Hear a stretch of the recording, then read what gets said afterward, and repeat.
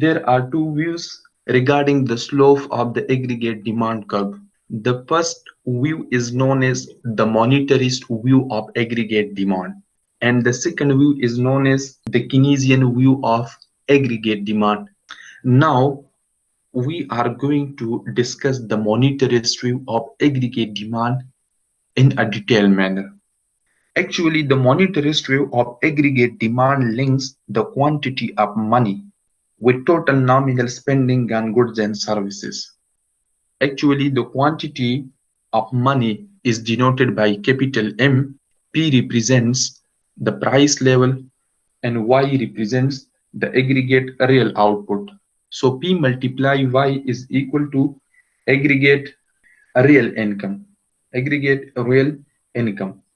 So aggregate real output and aggregate real income are synonyms, and P represents the price level, and similarly V represents the velocity of money.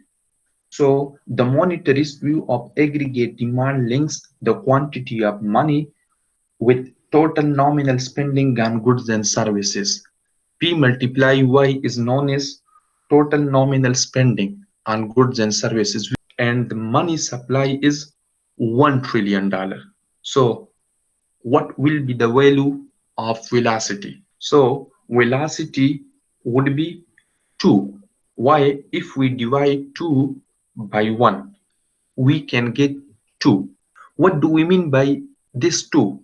Actually, we can say that on average, the money supply supports a level of transactions associated with 2 times its value in final goods and services during a year. If we multiply this equation by M on both sides, then we write MV is equal to PY. This is known as the equation of exchange. And this equation of exchange relates the money supply to aggregate spending. This equation of exchange is nothing more than an identity, which is true by definition. But this equation of exchange doesn't tell us when M rises, aggregate spending will rise as well if we increase the quantity of money supply in an economy for a given year. So aggregate spending will also rise. The rise in M could be offset by a fall in V, with the result that MV does not rise. For example, if we increase M, so we can say that the value of MV will not rise.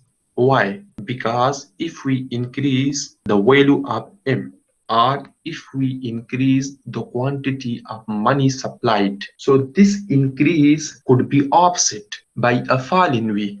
Look at this equation. V is equal to Py by M. If we increase the value of M, it means the value of V decreases. So we can say that this increase in M could be offset by a decrease in V. What is the result? The result that MV doesn't increase. So simply this value will not increase. The product value will not increase.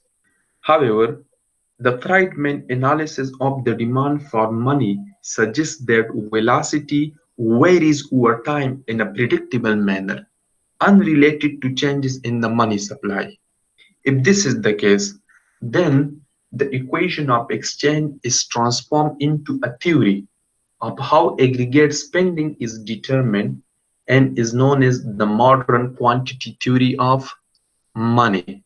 Because the monetarists are saying that the value of velocity of money is predictable. We can predict. If it is predictable, then what is the result? For example, if velocity is predicted to be 2, if we can say that the value of velocity of money is 2 and the money supply is $1 trillion, I mean to say that V is equal to 2, M is equal to $1 trillion. Then the equation of exchange tells us that aggregate spending will be 2 trillion. Look at here. M $1 trillion and V 2.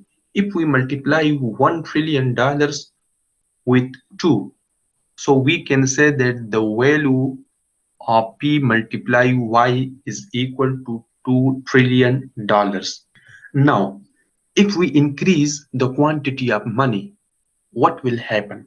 For example, if the money supply doubles to $2 trillion. In the first case, this value was $1 trillion. Now we are assuming that the value of the supply of money is $2 trillion. And suppose the value of V is 2. What will be the value of the aggregate spending? So very simply, if we increase the value of M from $1 trillion to $2 trillion. So what will be the value? $2 trillion multiply 2. I mean to say that M multiply V. The value of M is now $2 trillion and the value of V is 2. So $2 trillion multiply 2 is equal to $4 trillion, which is double from the previous case. It means we are getting a double value, a double numerical value from the previous case.